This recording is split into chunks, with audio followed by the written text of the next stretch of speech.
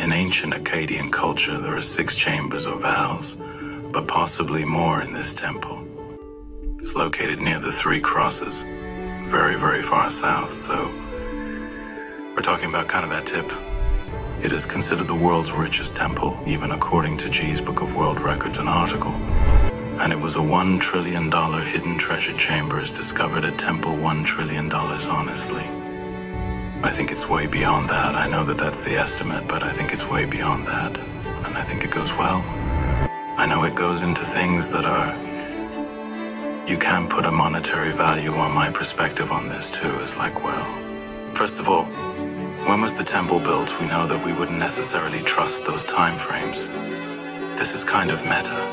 Well, what I'm getting at right now is that I have a feeling that if we're talking about the amount of gold and riches and stuff that I think is there based on some of these estimates and stuff like that.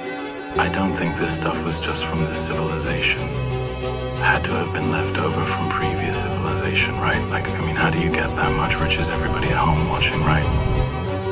Now, when we start going over some of the details of some of the things that are in these chambers, you're going to understand why I'm saying that, so I'm just going to keep going with revealing some of this data, right?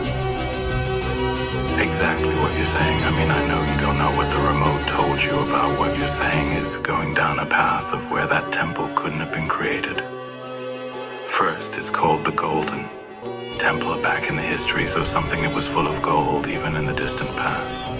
Which is what John and I were just talking about, and there's evidence the walls were even lined at one point with pure gold, and we're not sure if any of this has been looted at all.